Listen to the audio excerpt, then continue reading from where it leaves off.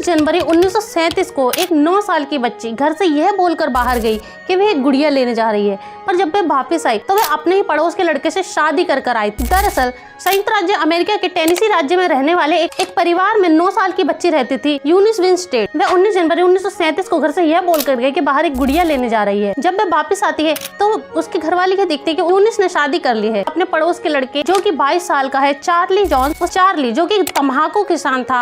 अमेरिकी news reporters और पत्रिकाओं ने इस रिपोर्ट को बहुत ज्यादा कवर किया और द न्यूयॉर्क टाइम्स ने भी इस केस को बहुत अच्छे तरीके से कवर किया। उस समय के हिसाब से यह बात इतनी ज्यादा बड़ी थी कि इस घटना ने पूरे राज्य को अपनी तरफ आकर्षित किया। दरअसल चार्ली ने शादी का लाइसेंस पाने के लिए विंस्टेड की उम्र गलत बताई थी और हैनकॉक काउंटी के स्नीडविले में बैप्टिस्ट उपदेशक वॉल्टर लैम्ब जिन्होंने इन दोनों की शादी करवाई थी। चार्ली ने उन्हें शादी करवाने के लिए $1 दिया था, जो कि उस टाइम का $1 आज की $21 के बराबर है और इस डॉलर की कीमत भारतीय रुपयों में देखें तो 1761.26 पैसे है। और इन सब की जानकारी चार्ली के माता पिता को बिल्कुल भी नहीं थी। विंस्टेड और जोन्स की माताओं ने ये बोला कि शादी के लिए बच्ची की उम्र बहुत ज्यादा कम है, क्योंकि जब उनकी माओ की शादी हुई थी तो यूनिस की माँ की एज 14 साल थी और जोन्स की माँ की एज 16 साल थी। आपत्ति जताने के बावजूद भी आखिर में दोनों घरों के लोग मान गए। इसका कारण इतना था कि जो चार्ली था वह उसके पास बहुत सारे तंबाकू के खेत थे और वह बहुत सारे खच्चरों का मालिक भी था। तो इस वजह से यूनिस के घर वालों को यूनिस के फ्यूचर की चिंता खत्म हो गई। इस वजह से वे शादी के लिए एग्री हो गए। वैसे उस समय टेनेसी राज्य में शादी की कोई न्यूनतम उम्र नहीं थी, पर इस घटना के बाद राज्य ने अपने जवाब के तौर पे शादी की उम्र 14 साल निर्धारित कर दी। मिनेसोटा आइलैंड और वॉशिंगटन डीसी के साथ साथ और भी कई राज्यों ने इस तरह के कानून ही पेश किए। विंस्टेड ने 1937 में स्कूल छोड़ दिया।